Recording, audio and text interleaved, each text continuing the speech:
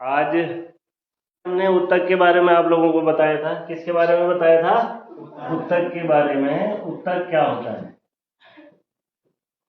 जो ऊतक है वो क्या होता है? ग्रुप ऑफ सेल्स, यानी कि कोशिकाओं का क्या होता है? समूह होता है। कोशिकाओं का क्या होता है? समूह होता है, जो कि किसी एक विशेष कार्य को क्या करते हैं? संपादित करते हैं। फिर ऊतक से क्या बनता है?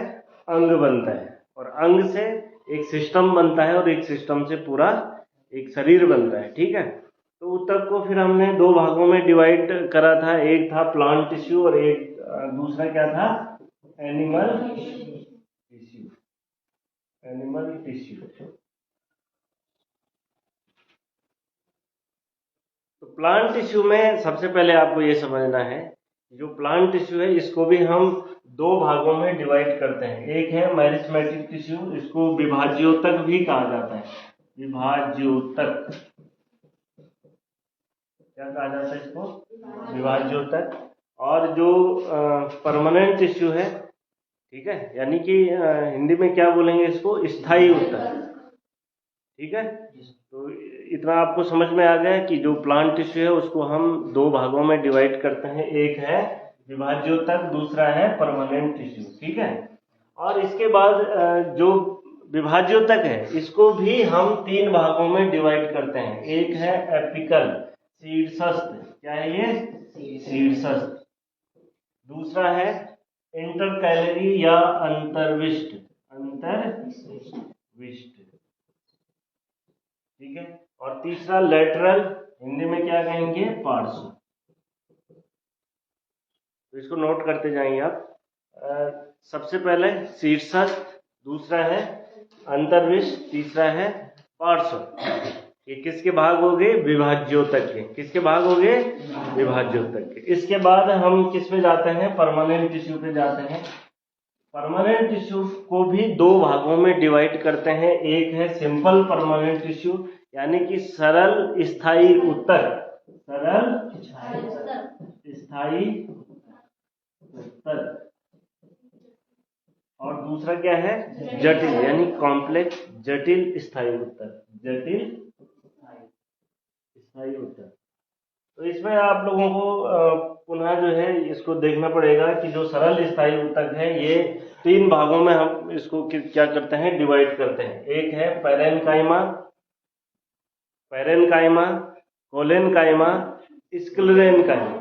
पैरेन्काइमा, कोलेन्काइमा और स्क्लेरेन्काइमा। ठीक है, और जो जटिल स्थायी ऊतक है, यानी कि परमानेंट टिश्यू का जो जटिल यानी कॉम्प्लेक्स जो परमानेंट टिश्यू है, उसमें आप देखेंगे इसको हमने दो भागों में डिवाइड करा है। एक है जाइलम और दूसरा है फ्लोएम।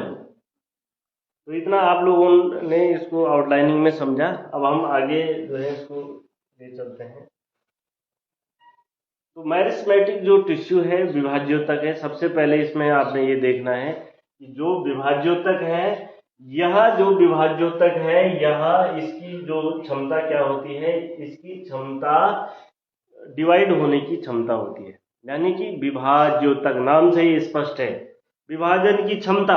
इसकी सेल जो है वो डिवाइड होती रहती है। तो पौधों को आपने देखा होगा, ये है ना, तो पौधा कहाँ कहाँ बढ़ सकता है? लंबा, ये जो ऊंचाई पे यहाँ बढ़ सकता है, इसकी जो नोड्स हैं यहाँ बढ़ सकता है, इसकी मोटाई बढ़ सकती है। तो जहाँ जहाँ पौधे का ग्रोथ वाला पार्ट होता है, जहाँ जहाँ पौधा क्या करता है? वृद्धि करता है, वहाँ सब जगह विभाज्योतक पाया जाता है। वहाँ सब जगह क्या पाया जाता है? विभाज्योतक पाया जाता है। ठीक है, तो इसकी जो सेल होती है वो एक्टिव होती है, और इनमें जो साइटोप्लाज्म होता है वो घना होता है, सेल वॉल उपस्थित होता है, और क्या होता है? एक प्रोमिनेंट न्यूक्लियस होता है। ठीक है, आरी बात समझ में? इसके बाद इसमें जो है वैक्यूल्स की क्या होती है? कमी, यानी कि अभाव होता है। वैक्यूल्स मतलब रिक्तिका। रिक्तिका क्या होता है? अभाव। Because it provide rigidity to cell and prevent quick cell division. ये पौधे को रिजिड यानी कि दृढ़ बनाने से रोकती है। आ रही बात समझ में? तो जिससे क्या होगा? जिससे कोशिकाओं का सेल डिवीजन होता रहे। आ रही बात समझ में। और इसके बाद जो है it increase length and width of plant, ये पौधे की लंबाई में वृद्धि करती है। और विड्थ का मतलब चौड़ाई या मोटाई में क्या करती है, वृद्धि कर। इसको नोट करते रहो।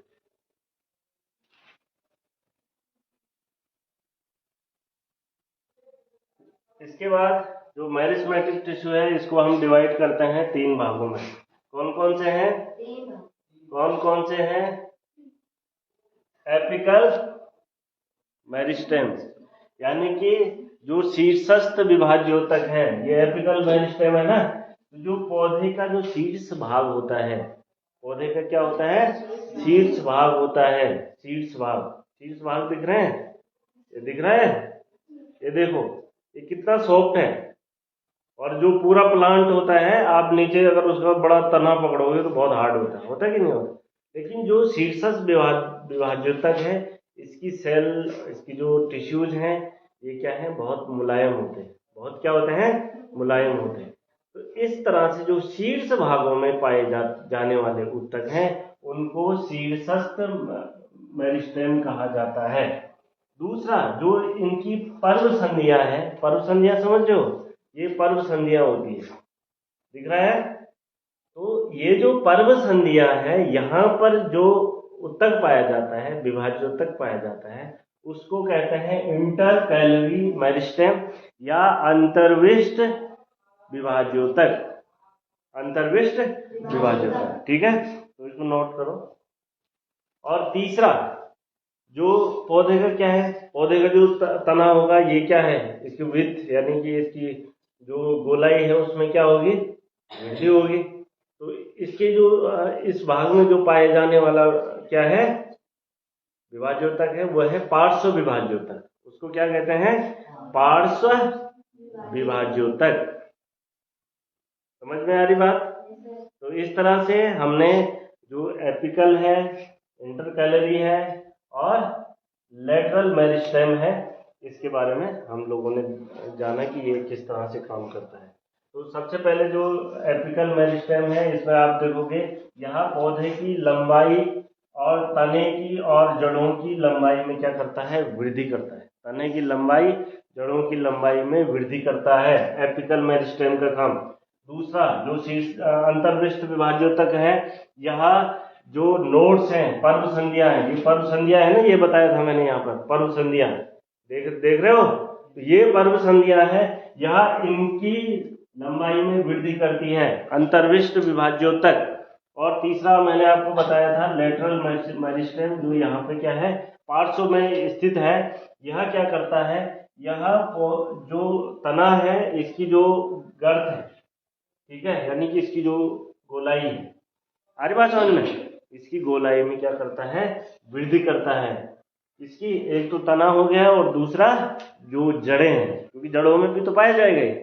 तो जड़ों की जो गर्थ, मोटाई, यानी मोटाई में वृद्धि हो रही है, तनों में मोटाई में जो वृद्धि हो रही है, वो किसके कारण हो रही है, ड्यू टू लेटरल मेरिस्टेम, ठीक है, पार्श्व विभाज्योतक के कारण। तो इतना आप लोगों ने समझ लिया। आगे बढ़े, इसके बाद चलते हैं आगे परमानेंट टिश्यू पर। तो जो परमानेंट टिश्यू है, ये क्या है, ये कहाँ से इनकी उत्पत्ति होती है, विभाज्योतक से। कहाँ से उत्पत्ति होती है इनकी, विभाज्योतक से उत्पत्ति होती है। आ रही बात समझ में।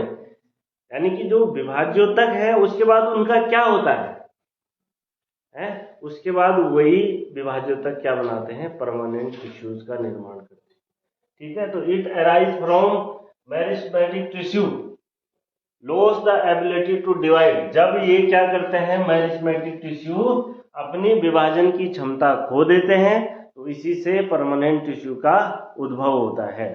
इसी से परमानेंट टिश्यू बनते हैं प्लांट्स में, ठीक है। इनका शेप, साइज और फंक्शन क्या होता है, डेफिनिट होता है, एक निश्चित होता है। जो परमानेंट टिश्यू है, इनका शेप, साइज और फंक्शन क्या होता है, निश्चित होता है, ठीक है। इसके बाद जो मेरिस्टेमेटिक टिश्यू है, जो परमानेंट टिश्यू का निर्माण किसके द्वारा हो रहा है? परमानेंट टिश्यू का निर्माण किसके द्वारा हो रहा है? विभाज्योतक के द्वारा। तो इस प्रोसेस को कहते हैं डिफरेंशिएशन। किससे? जब क्या होता है? The process by which meristematic यानी कि विभाज्योतक जो क्या करता है? परमानेंट टिश्यू का निर्माण करता है। इस प्रोसेस को कहते हैं डिफरेंशिएशन। क्या कहते हैं? डिफरेंशिएशन। ठीक है। It is two type. यहाँ दो प्रकार का होता है। कितने प्रकार का होता है? दो प्रकार। एक होता है सिंपल परमानेंट टिश्यू, सरल स्थायी उत्तक, ठीक है, और दूसरा जटिल स्थायी उत्तक। तो सरल स्थायी उत्तक में सबसे पहले आपको ये बताएंगे कि जो सरल स्थायी उत्तक है इसमें सबसे पहले है पैरेन्काइमा। ठीक है। तो यहाँ पे डायग्राम देख सकते हैं हम। पैरेन्काइमा ये इसका क्या है? ट्रांसवर्स सेक्शन है, और ये जो इसका क्या है? ये अनुप्रस्थ है और ये अनुदैर्ध्य इसकी सेक्शन है, काट है। ये स्लाइड में इस तरह से दिखता है। ठीक है। तो इसको देख के आप अंदाजा लगा सकते हो कि ये किस तरह का है। तो यहाँ पे आप देखोगे कि जो क्या है, इनकी जो पैकिंग है वो क्या है? देखो भाई, इनकी पैकिंग सिंपल है। ठीक है। स्पेस क्या होगा इसमें? यहाँ पे देखो, इसमें रिक्तिका भी काफी बड़ी है ना। देखियो, इसमें न्यूक्लियस दिख रहा है आपको? दिख रहा है? तो ये सब जो सिंपल परमानेंट जो पैरेन्काइमा है, इसमें सेल में रिक्तिका काफी बड़ी है। दूसरा, इसमें न्यूक्लियस उपस्थित है। ठीक है। इसमें जो सेल वॉल है, क्या है इसमें? Cell wall. ये सेल वॉल काफी पतली है। प्राइमरी सेल वॉल क्या है? बहुत पतली है। रिक्तिका बड़ी है। ये डायग्राम से ही आपको किस तरह से समझ में आता है कि पैरेन्काइमा किस तरह का उत्तक है। ठीक है। तो यहाँ पे आप देखेंगे कि इसमें सेल वॉल, उसका भित्ति काफी पतली है। न्यूक्लियस यहाँ पे जो है अलग अलग सेल में अलग अलग न्यूक्लियस क्या है इसमें उपस्थित है। साइटोप्लाज्म ये है इसमें। ठीक है। वैक्यूल यानी कि रिक्तिका इसमें काफी बड़ी है। रिक्तिका इसमें यानी कि इस सेल में रिक्तिका जो है काफी बड़ी है। ठीक है। तो इसके बाद है, अब रिक्तिका बड़ी है तो इसमें बड़ी क्यों है? क्या इसमें हवा भरी है? अगर हवा भरी होती तो ये टिश्यू काफी मजबूत होता, लेकिन ये इतना मजबूत भी नहीं होता। तो इस रिक्तिका में जो है भोजन संचित होने का काम करता है। ठीक है। तो इसका जो मुख्य काम हो गया, क्या हो गया? सिंपल परमानेंट टिश्यू का जो पैरेन्काइमा है, इसका मुख्य काम होता है, क्या होता है? भोजन का भंडारण, पौधे को सपोर्ट प्रदान करना। पौधे को क्या करना? सपोर्ट प्रदान करना, भोजन का भंडारण करना। ठीक है। और यह पौधे के जो मुलायम भाग होते हैं वहां पर उपस्थित होते हैं। पौधे का जो मुलायम वाला भाग होगा ना, वहां पर उपस्थित होंगे। सारी बात समझ में? इसके बाद आगे हम चलते हैं। इसको नोट कर लो, नोट करते रहना। ठीक है। जो मेन पॉइंट है, बाकी घर से इसको नोट्स बना के लाने आप लोगों ने। समझ रहे हो? अब यहाँ पर देखो आप लोग, दूसरा क्या बताया था आपको? क्लोरेन्काइमा। ठीक है, या कोलेन्काइमा। कोलेन्काइमा बताया था ना। तो जो कोलेन्काइमा है ये भी सरल स्थायी उत्तक है। तो जो पैरेन्काइमा है, जिसमें क्या होता है उपस्थित? क्लोरोफिल होता है। पैरेन्काइमा में भी अलग अलग, जिसमें क्या होता है? क्लोरोफिल उपस्थित होता है, उसको क्लोरेन्काइमा। ठीक है। तो ये किसके लिए उत्तरदायी होता है? फोटोसिंथेसिस के लिए। पौधे में भोजन का निर्माण कैसे हो रहा है? प्रकाश संश्लेषण के द्वारा। और प्रकाश संश्लेषण के लिए क्या जरूरी है? क्लोरोफिल। जो क्लोरोफिल क्या है? वर्णक है। ये जरूरी है फोटोसिंथेसिस के लिए। ठीक है। फोटोसिंथेसिस के लिए क्लोरोफिल और लाइट का होना आवश्यक है। तो क्लोरोफिल जिस पैरेन्काइमा में उस पर उपस्थित होता है उसको क्लोरेन्काइमा कहते हैं। क्या कहते हैं उसको? क्लोरेन्काइमा। नोट कर दीजिए, क्लोरेन्काइमा। ठीक है। और बहुत सारे जो एक्वाटिक प्लांट्स होते हैं, एक्वाटिक समझ रहे हो? जो जलीय पौधे होते हैं, कौन से पौधे होते हैं? जलीय पौधे होते हैं। उनमें क्या होता है, क्या होगा अगर वो पौधे पानी में डूब जाएंगे तो मर जाएंगे। तो इनके जो पैरेन्काइमा है उसमें हवा भरी होती है, यानी कि हवा ज्यादा होती है, उसमें हवा क्या होती है? ज्यादा होती है, जिस कारण से यहाँ कहाँ पानी में क्या करते हैं? तैरते हैं, पानी में प्लवन करते हैं, फ्लोट करते हैं। तो ऐसे सिंपल परमानेंट टिश्यू को हम कहते हैं एयरेनकाइमा। एयर भरी होती है जिनके टिश्यू में, नाम से स्पष्ट है ना। अगर क्या है, क्लोरोफिल है तो क्लोरेनकाइमा किसके लिए उत्तरदायी है? फोटोसिंथेसिस के लिए।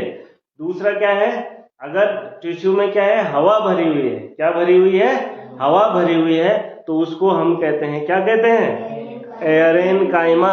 और ये हवा किस में भरी हुई होगी? ईयर का क्या होगा? ईयर का स्पेस क्या होगा? बड़ा होगा, तो इसको हम कहेंगे एयरेनकाइमा, जो कि पौधे को पानी में डूबने नहीं देती है। तो आपने देखा बहुत सारे जो शैवाल हैं, बहुत सारे जो प्लांट्स हैं, वो पानी के ऊपर तैरते रहते हैं। बहुत सारा देखा होगा आपने, खास करके जब रोपनी लगती है ना, रोपनी के बाद उसमें बहुत सारे जो शैवाल है या कुछ और चीज़ है वो तैरने लग जाती है। खरपतवार जो ऐसे वाले हैं जिनके पत्ते क्या होते हैं? हल्के होते हैं। और अगर उसमें ऐसा बड़ा प्लांट डाल देंगे पानी में तो क्या हो जाएगा? डूब जाएगा वो। लेकिन जो एक्वाटिक प्लांट्स होते हैं उनके जो टिश्यूज हैं, उनके टिश्यू में क्या होगा? उनके टिश्यू में हवा भरी होती है, जिस कारण से ये तैरते रहते हैं। इसको हम कहते हैं एयरेनकाइमा। क्या कहेंगे भाई? एयरेनकाइमा। किसके नाम थे? पैरेन्काइमा का। दूसरा जो सरल स्थायी ऊतक है वह है कोलेनकाइमा। दूसरा क्या है? कोलेनकाइमा। तो इसमें आप लोगों ने देखना है जो कोलेनकाइमा है, यहाँ इसमें क्या होगा? इलोंगेटेड क्या होती है? इसमें कोशिका होती है इलोंगेटेड। अच्छा, पहला क्या है? जो पैरेन्काइमा है उसमें भी लिविंग सेल होती है। कैसी सेल होती है? लिविंग सेल होती है। और जो कोलेनकाइमा है उसमें भी लिविंग सेल्स होती है। ये ध्यान रखना आपने। जो पैरेन्काइमा है उसमें भी जीवित कोशिकाएं होती है, और जो दूसरा क्या बताया आपको? कोलेनकाइमा, इसमें भी जीवित कोशिकाएं होती है। ठीक है, यहाँ इसमें जो एक कोशिका और दूसरी कोशिका के बीच जो स्पेस होता है वो क्या होता है? कम होता है। इंटरसेलुलर स्पेस क्या होगा? कम होगा, यानी कि एक दूसरे के साथ कोशिकाएं बहुत पास पास होगी। दूसरा इसका फीचर हो गया। तीसरा, यह पौधे को फ्लेक्सिबिलिटी, मैकेनिकल सपोर्ट प्रदान करती है। कभी पेड़ पे झूला खेला तुम लोगों ने?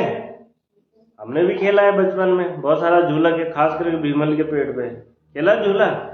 तो क्या भीमल का पेड़ टूट जाता था और कुछ प्लांट टूट जाते हैं, ऐसा क्यों होता है? तो जिस पौधे का कोलेनकाइमा यानी कोलेनकाइमा टिश्यू की संख्या जितनी ज्यादा होगी या कोलेनकाइमा जितना मजबूत होगा, उस पौधे की जो क्या होती है? फ्लेक्सिबिलिटी है, मैकेनिकल सपोर्ट उतना ज्यादा होता है। इसीलिए पौधे जब तूफान आता है तो इतने मुड़ जाते हैं, इतने मुड़ जाते हैं, फिर भी नहीं टूटते हैं। किसके कारण? कोलेनकाइमा के कारण। किसके कारण भाई?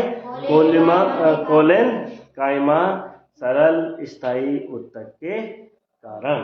ठीक है, तो यहाँ पे आप देखेंगे, यहाँ पौधे के जो क्या होती है? पत्तियां होती, पत्तियों का जो स्टाल्क होता है, पत्तियों का स्टाल्क, ये जो पत्तियां हैं इनके, इसमें आ रही बात समझ में? और दूसरा कहाँ? जो तना होगा जिसमें क्या, जिसका पौधे का जो तना काफी मजबूत फ्लेक्सिबल होता है ना, उसमें ये पाया जाएगा। आ रही बात समझ में है? तो इस तरह से क्या है, पौधे को ये फ्लेक्सिबिलिटी प्रदान करता है। किसको? पत्तियों को, और जो तना है उसको। ठीक है, और बिना टूटे हुए क्या है, पौधों को मुड़ने के लिए क्या है? शक्ति प्रदान करता है, मैकेनिकल सपोर्ट प्रदान करता है। तो कोलेनकाइमा समझ गए? कोलेनकाइमा यानी कि जो पौधे को लचीलापन प्रदान करता है, मैकेनिकल सपोर्ट प्रदान करता है। ठीक है, इसके बाद आता है found in leaf stall below the epidermis, के नीचे पाया जाता है। लीफ के स्टॉल के नीचे और एपिडर्मिस के नीचे पाया जाता है ये वाला उत्तक, ठीक है।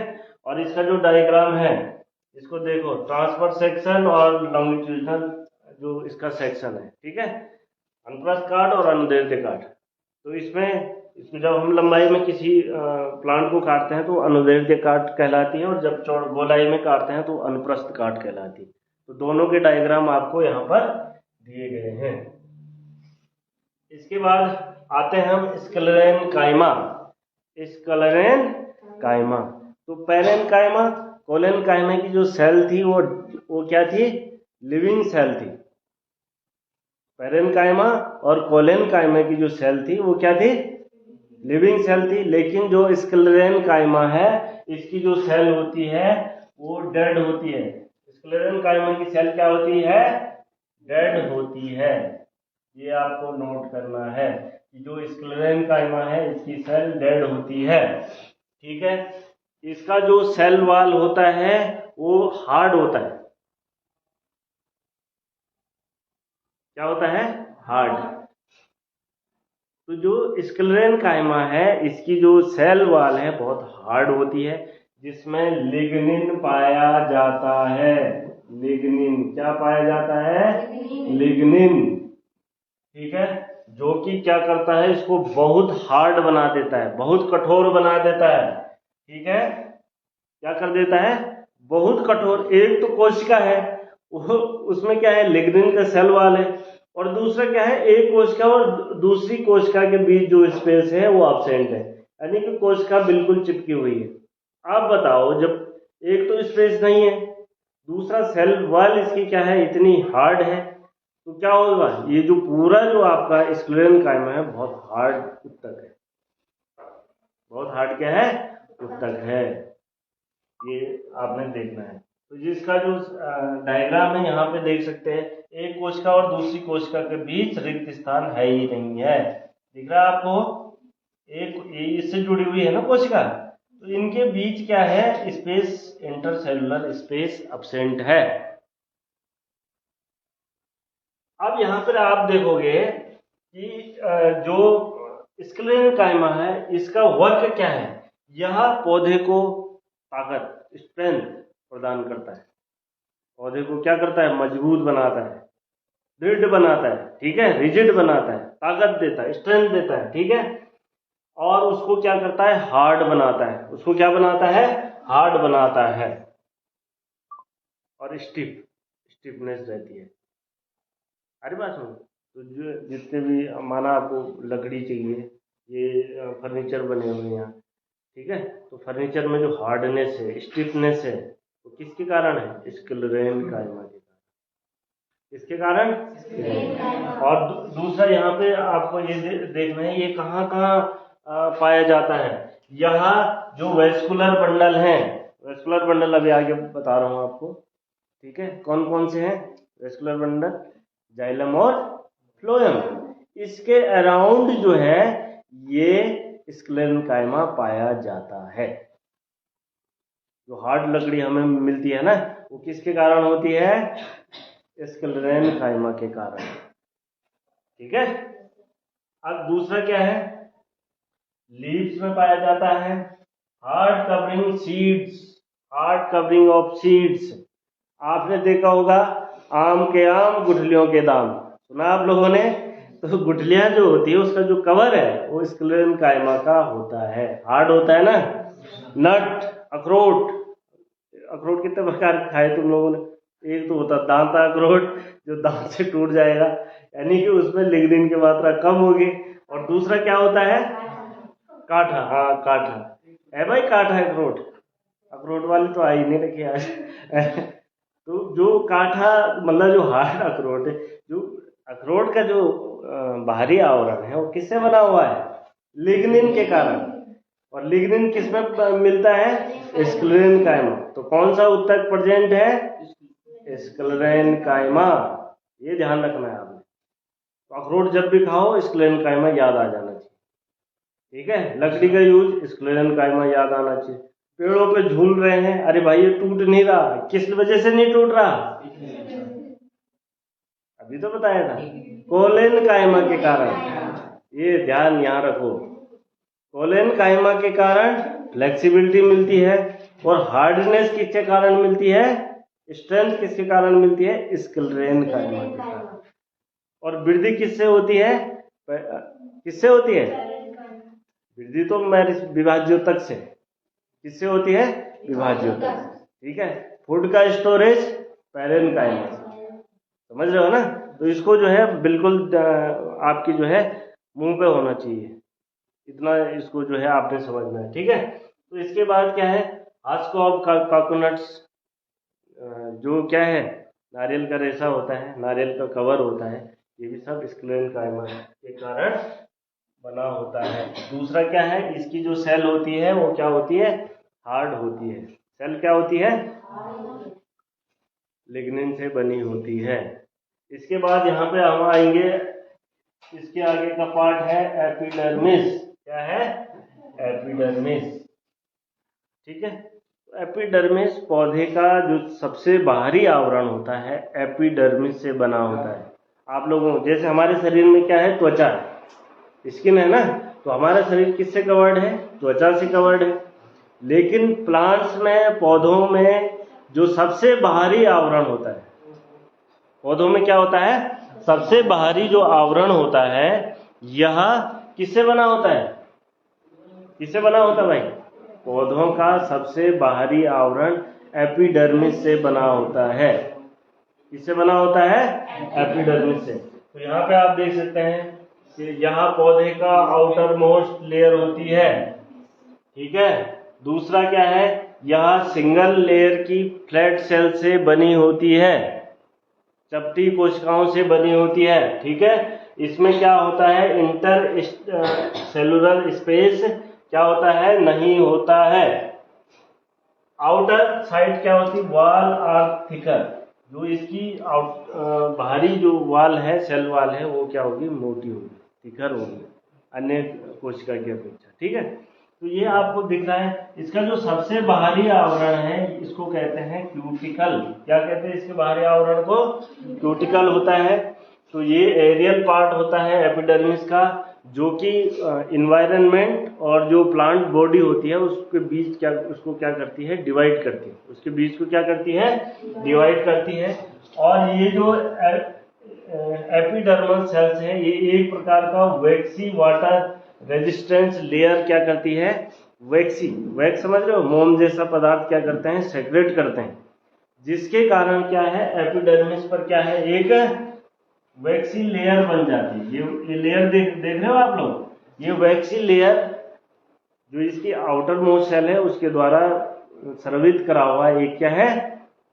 मोम जैसा पदार्थ है, जिसको कहते हैं क्यूटिकल। जिसको क्या कहते हैं? क्यूटिकल।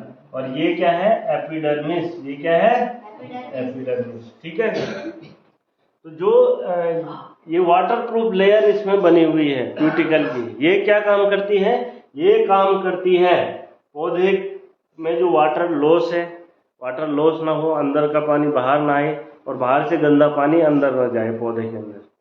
अगर हम अपनी स्किन को बाहर से अगर हटा देंगे तो क्या होगा? तेज जलन होगी, और तेज जलन के साथ साथ कुछ ही घंटों में उसमें इन्फेक्शन हो जाएगा, है ना? तो जो हमारी स्किन है वो इस प्रकार से बनी हुई है कि जो इन्वायरमेंट और हमारे बॉडी को अलग कर रहा है।